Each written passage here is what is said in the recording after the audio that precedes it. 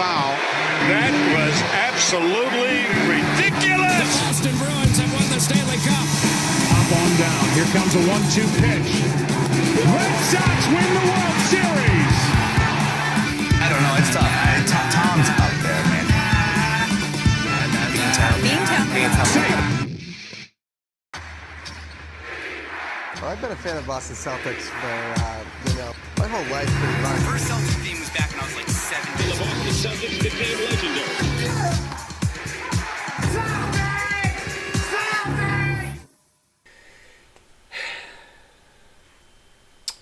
What's going on YouTube? It's boy Jess Almeida here on YouTube and from PT Down Takes back in with another reaction video, and today we're reacting to Brad Stevens' full press conference after the first round of the NBA draft.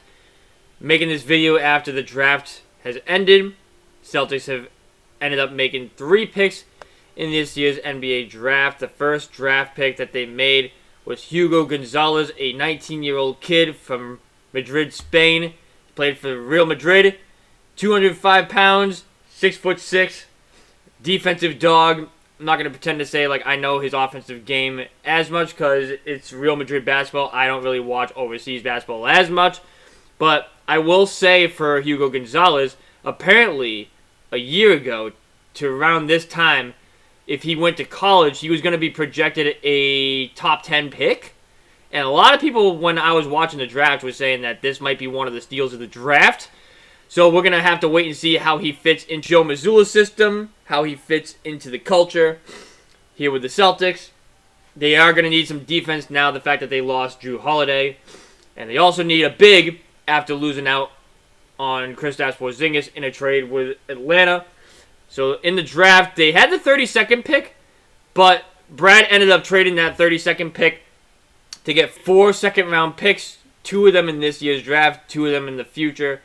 And one of the picks that he went out to get was center Amari Williams from Kentucky, 6'10". I want to say he's around 23 years old, I believe, that I saw on my screen here. Yeah, he's around 23 years old. Just turned 23 not too long ago.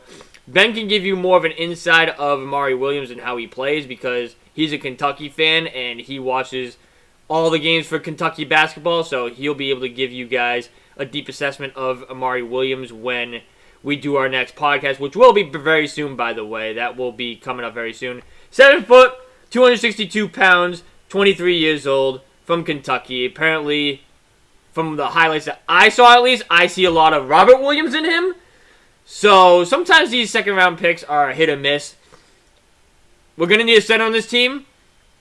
And the Celtics are going to be trying to keep either Horford or Luke Cornett, in my opinion. I think you have to keep at least one of the two. But I've also been hearing, too, Luke Cornett might be getting around $13 million a year. Holy crap, that's a lot of money to pay for a backup big. So, if that's the case, and he's going to be getting $13 million, I mean, you're going to have to ride out the backup big with Neemias Queta. I mean, Neemias Queta brings a lot of what Cornette can do. I've always loved Queta's game, so, like, if we have to fall back on Neemias Queta as the backup big, so be it, if you would ask me. And in that trade with Orlando, they also got one more pick in this year's draft, the 57th pick, Max Sluga. He was from Ukraine, 6'4", 197 pounds.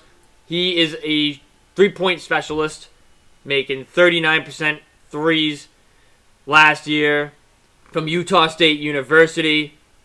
So he'll probably be in the G League at the beginning of his tenure here, if you were to ask me. I don't think he'll make the big league roster right away. Whereas opposed to Amari Williams, he might make the big league roster. Only reason right now because we need some bigs. So, and the starting lineup right now is not looking great, if you were to ask me. There's still some work to do for the Celtics. I think they're gonna flip Anthony Simons. That's my honest opinion. I think flipping Anthony Simons for some depth is going to be the way for the Celtics to go. Build themselves a complete roster for the next season. They're under the second apron right now. I wouldn't be shocked if you see Hauser and George Niang flipped as well. we're going to get into a video talking about the CBA and everything else like that. I might do a double upload today, so, like, we have this video out, and then we have the CBA video out at the same time. So I might do a double upload today.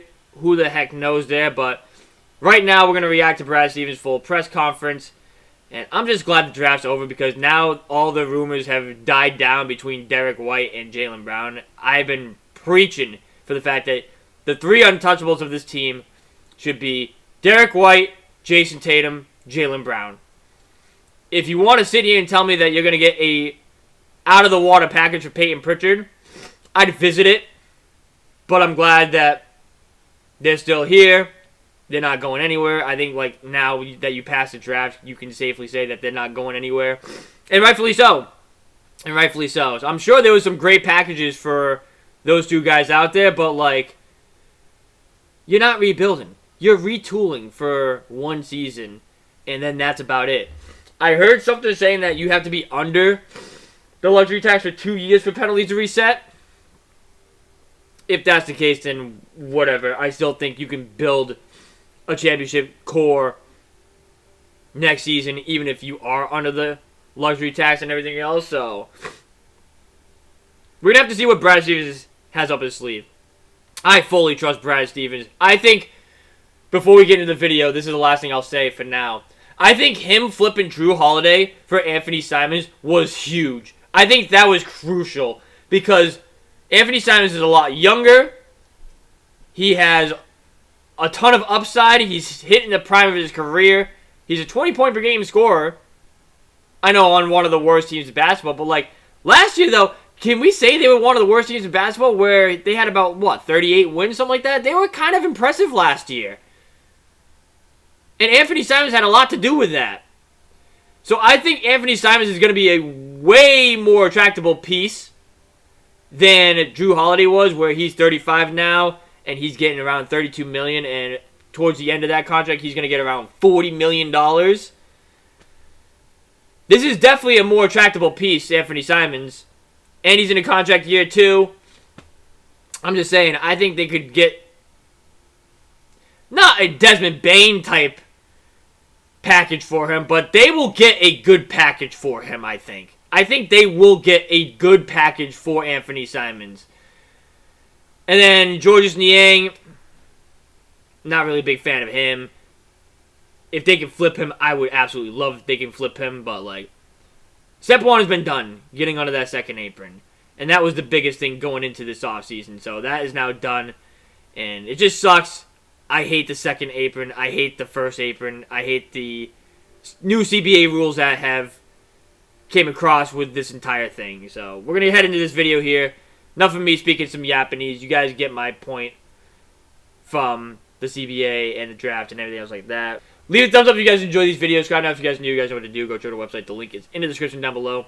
Without further ado, see what Brad's got for us. Can you explain why you made the selection that you did tonight? Yeah, we've been watching Hugo for a long time.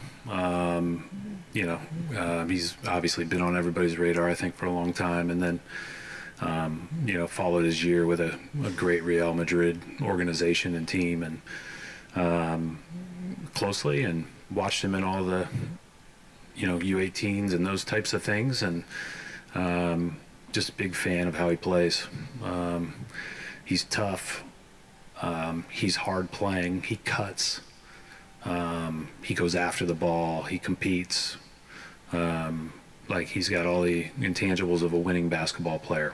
And there's things he can get better at, just like everybody else at that age. But competitiveness is not, it's at a high level.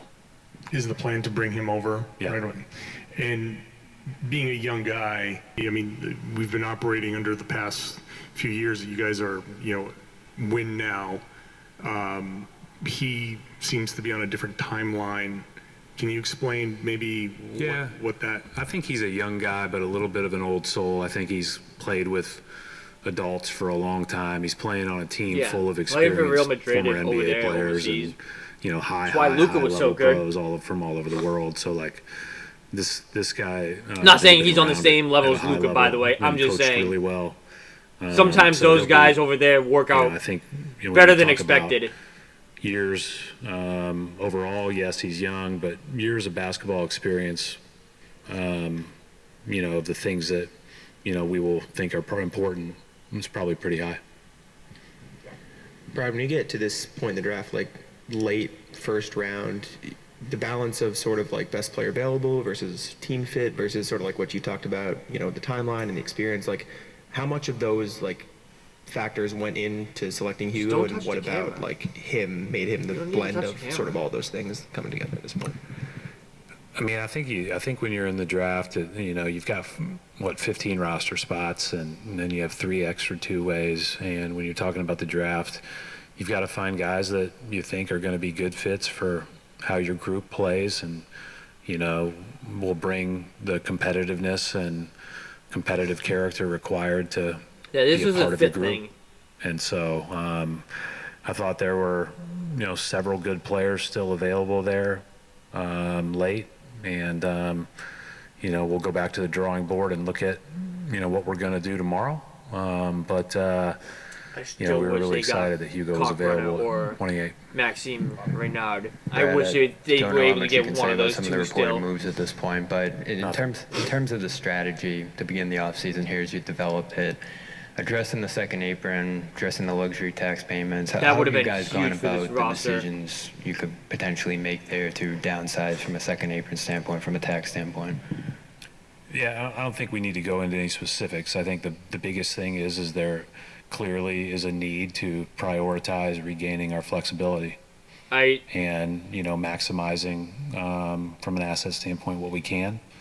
But, as far as whatever moves that those are a part of, they're all separate and, hard, and things that, are going to be, you're just going to have to do your best to make sure you put yourself in the right positions. But, I do think that this is about, we do have to, and we knew this was coming, right? This isn't a huge surprise. We have to make sure we prioritize that flexibility. Obviously, we got other things that we got to prioritize. We got to prioritize JT's health and make sure that he comes back fully strong. JB had a surgery, although his timeline to be back will be much quicker, obviously. But and obviously ready at the start of the season. And so, I think the biggest thing for us is just making sure that we, balance that, maximizing what we can with regard to what we bring back, so we can, continue to build and grow. And one thing I hate about the second apron is this is my biggest thing with this new CBA. It's not like the Celtics went out here and signed all good players like Golden State did. Obviously Golden State drafted very well. Obviously, right? But during that dynasty run, it was more they signed players to build their teams. They signed players around the core that they drafted. Do I want to knock them for that? Yes and no. But part of it was they built it the right way. They rewarded themselves by drafting very well in the draft. You can't hate that. You can't hate that. Miami, different story. Like the big three era with Bosch, Wade, and Braun. That's different. They built their team by free agents. Blanking on a couple other teams that I'm thinking about too, that built strictly from free agency or whatever. There's probably a couple more, but the Celtics did it the right way. They did it the right way. They drafted good, and they traded for pieces that fit their team. They didn't sign anybody. They traded for him. And now they're getting penalized for it. It's not fair. It's not fair to the Celtics. So, as a fan, when you're seeing these trades saying Kristaps Porzingis for George Niang, Drew Holiday for Anthony Simons, Seeing them break down the team that is a championship contending team when healthy, when you're seeing them break teams down like that, you understand it because of what the penalties are in that second apron. Your pick being frozen at 30 if you're in the second apron for multiple years. You can't aggregate contracts. The huge luxury tax bill.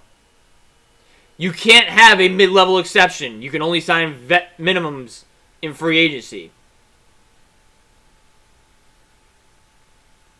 There's more. I actually think I saw the other day a chart of like the penalties, and it was very well put together to understand it. I'm going to try and find it while this video plays and I'm listening to it, but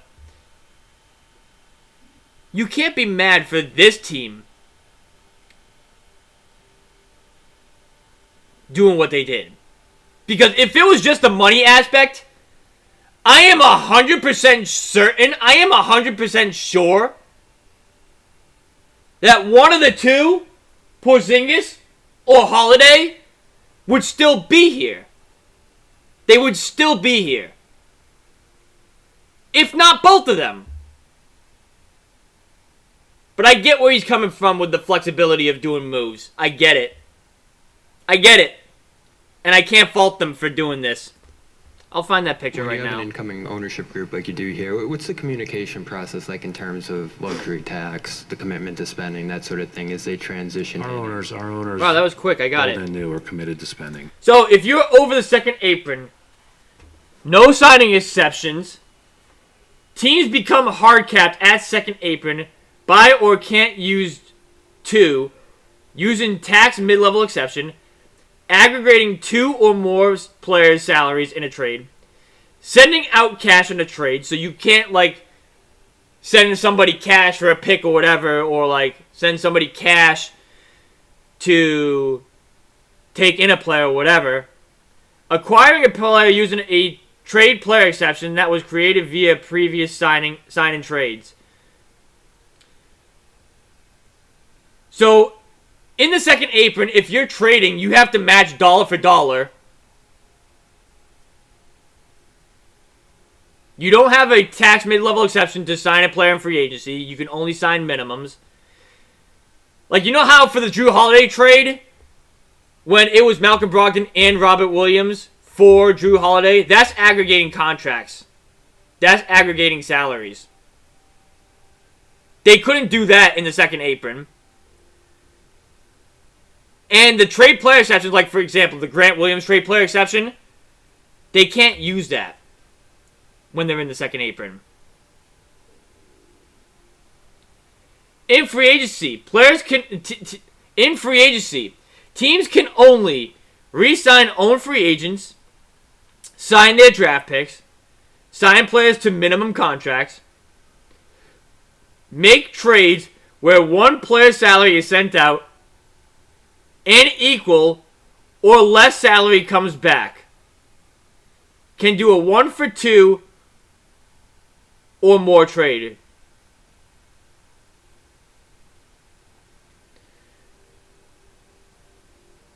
They had to do this, guys. They had to do this. They had to get under that second apron.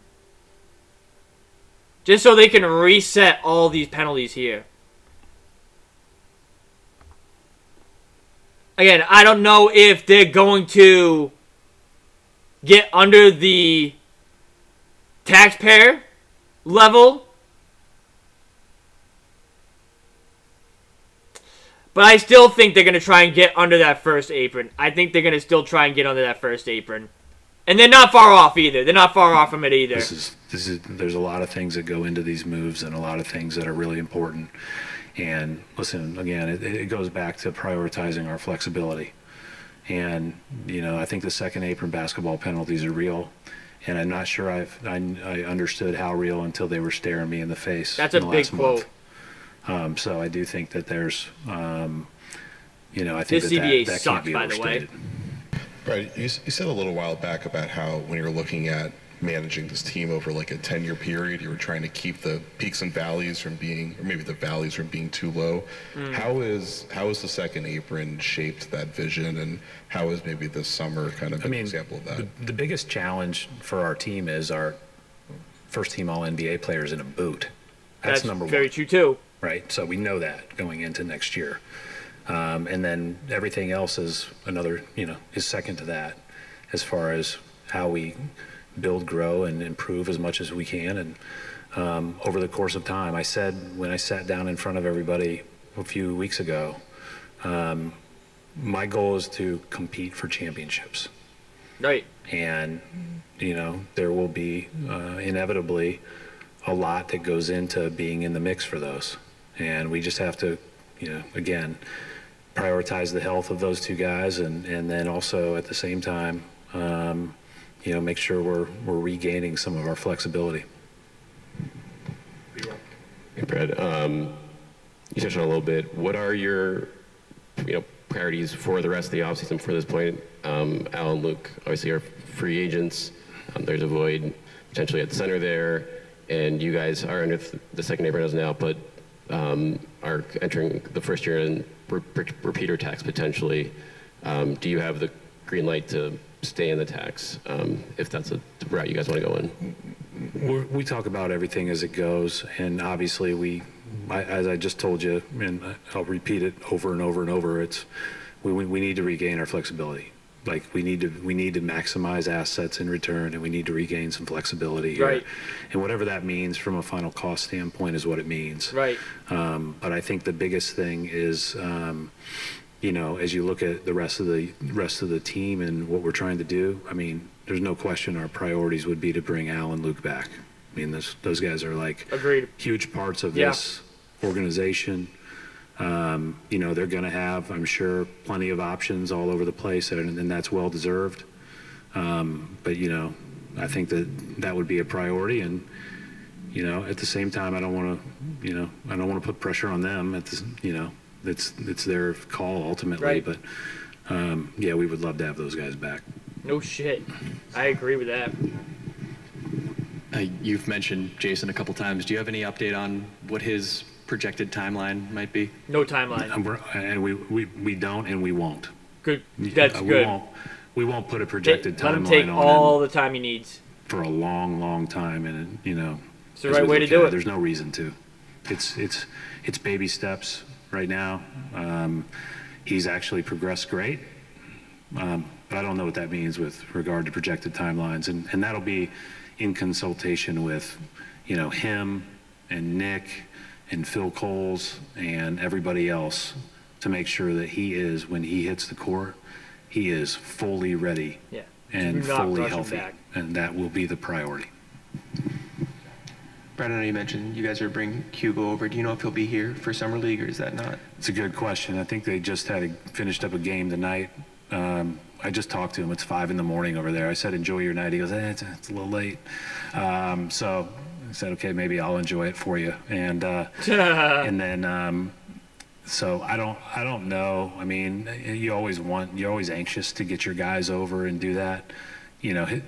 Literally, they play so late that we'll see how he's doing and see how it feels. Summer League won't define what his career will look like over the course of time, although we'll all be antsy to see him, right? That's just kind of the way we're wired. There's nothing else to do in July. He looks like, right? And then when you have a guy who didn't play as much for a really good Real Madrid team, like you mentioned, you guys have been looking at him for a while. What's sort of that process like when you have a guy who the year before he's drafted didn't necessarily put up the crazy stats or get a ton of minutes versus that? Yeah, he's playing for us. Yeah, he's playing around a bunch of studs, guys that have been old pros. They know how to play. They're hard to beat out. They're physical, tough, smart. Because they're trying to get back in the NBA. Extremely well coached. Right. That's a good point too. You got to earn your stripes. We played against this when we took our team there years ago in the preseason. We played against a 16-year-old Doncic that hardly got in. Right. So Hugo's a little bit older, and I'm not comparing him to Doncic, but I will say it's great when you get to play on those teams. When you put on a Real Madrid jersey, you put on the responsibility similar to here, right? And I think that's a good thing. Oh, yeah. When we interviewed Hugo a couple weeks ago on Zoom, it's really clear that he's about the team, and he accepts and is willing to play any role it takes. That's not a learned trait for everybody that's in the draft, because most of these guys have never sat. And with that comes a humility and also an understanding that you got to invest every day just to take advantage of whatever opportunity you get. Brad, typically later in the first round is harder to project, more difficult to project what a player could become down the road. You selected Baylor last year and now Hugo this year. What goes into your guys' assessment of trying to figure out what these guys could become and their potential down the road? Well, Baylor had some good moments last year. It's a good question. I think he did have some good moments last year. Question about some age promising moments that he could not be in something, but like really good players, a really good role player. Of how we want to play from a physical, competitive, and toughness standpoint, we'll try to prioritize, and Baylor fit that last year, and I thought, Baylor started off really slow. He struggled right out of the gate, and then I thought he played great at the end of the season, and we're excited about his future. And sometimes people think that a 24-year-old's old and can't get better, and we just talked about, we'd love to have our 39-year-old back. There's a long road ahead for a lot of these guys, and for me, it was goes back to don't throw some shade at Uncle Al, man. And more about he's a young 39 character, the makeup. Come on, you should know this, man. Sorry, you obviously lost Austin and previously Remy.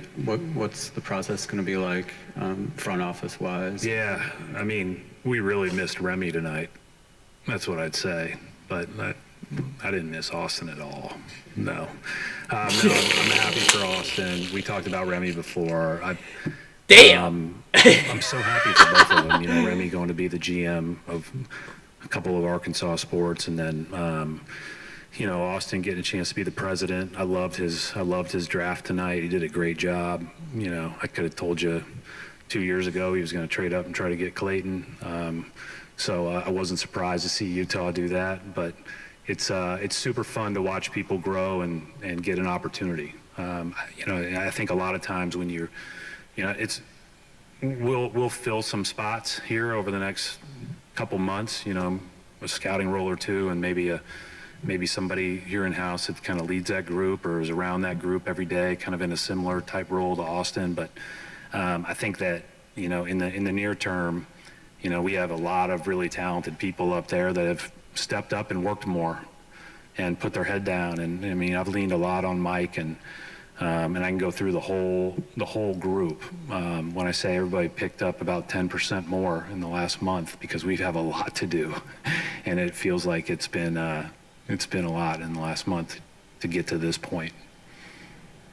But I want to reiterate, like, the very best thing is when you get to watch somebody you worked with go achieve a dream. That's awesome. Brad, I know there's still a lot of uncertainties this offseason around what this team will look like next year. We've heard the term retooling, rebuilding, all those kind of floating around in the media. How would you describe where you guys are at, and what are some things you can say are certain or likely about next year's roster? Well, I think we're certain to have some really good players on our roster, right? I mean, even you look at our roster right now today, we've got a lot of really good basketball players that have done a lot of good things in this league, and several of them have done a lot of great things here. And so we'll see how it all pans out and what it all looks like. But I expect us to go out and compete and, compete with all we've got to be the very best we can. And that will always be the case. And we'll do our best to put the right group together and at the same time regain some flexibility and maximize some asset return. But I do think we've got a good group, and it's we've got the foundation, obviously, with Jalen and Jason and D. White and Peyton and all those guys that. Confirmed, they're going nowhere. We did it. We did it! You reporters, get the fuck out of here! Trying to spread all these rumors about Derek White and Jaylen Brown. Get out of here with that nonsense. You really thought we were trading them? Oh, man, it sucks to suck, man. You guys got to deal with the Jays for the future, man. Oh, poor league, man. Poor league's got to deal with the best, one of the best duos in the NBA still. Oh, damn, that sucks for you guys. I'm so sorry, guys. Ooh, you almost had it, man. You almost had some hope there. You know, a lot of teams would love to have. Brad, I like to note he mentioned you guys, Pritchard in that, too. In the last couple of years, obviously, you leaned a lot into three-point shooting rate with, success a couple years ago and some... So, yeah, there Simon's last year. in... With the changes in Niang, personnel, maybe Jason's Hauser injury, how do you kind of could be view gone, but... that going forward for you guys? And what those two what do you learn returns essentially from just... could be from rerouted. That confirmed The that. series against the Knicks now, and what you saw for the rest of the playoffs in terms of how you guys kind of want to build going forward with tactically on that front. There'll be Joe's call on how we guard and how we attack on offense. I mean, I think there's things that we can do better, and I know Joe has already, traveled the world to meet with people and talk about some things, and I think that he was excited to do that. He's actually at a conference tonight talking about leadership. Like, he's always trying to learn and grow, and so I believe wholeheartedly in him and our staff and figuring out how best maximize our team. And that'll be up to them. I think the thing that I took away, I talked about the Knicks series a little bit. I mean, I think it really boils down to those first two games in a lot of ways in my mind. I don't know Jason's injury. Who knows what you do if that series is 3-1 you at that time, and do you finish it out or whatever the case, right? Things can go different ways, but I thought the part of those games that stood out to me was more than anything when we got stagnant and we played without pace. True. And you could just feel it. You Yep. could see the walking up. You see all that. I think we're going to try to address some of that. I think if you watch the finals, I was think the just two about to teams say deserve that. to be playing, we're playing. It wasn't about anything else. The best two teams in the league were playing. They played awesome. They deserved to be there. They outplayed everybody. They played really, really hard, the right way. So, we were that team last year, and, we'll strive to be that team again. It's no knock on anybody else that had a good run or a late season or won a couple playoff series or what else. But, right. Man, watching those games, I hope everybody got a chance to, enjoy it as a basketball fan, because those Indiana-Oklahoma City games were amazing. They were. Nobody thought that series Phil would go becoming 7. Head coach in Maine, what did you see from him this year that let you know he's ready for that step? And with Tyler coming back to Boston, what did you see from him and his growth while in Maine? Have we even announced that yet? Well, we're going to announce it now. Let's announce it now. No. First of all, with Tyler, I thought Tyler did a great job in his 1 year. I think Joe, has always really valued both of those guys, and so really gave Tyler the option, to stay or come back, and that was part of the deal that we talked about last year. And so I think we're obviously excited to have him back in Boston and on our staff. He's a really good coach. Does a great job with not only the X's and O's but all the player development. The question was, how did you know Phil was ready? Well, we're throwing him up there, right? It's fun. This is part of it.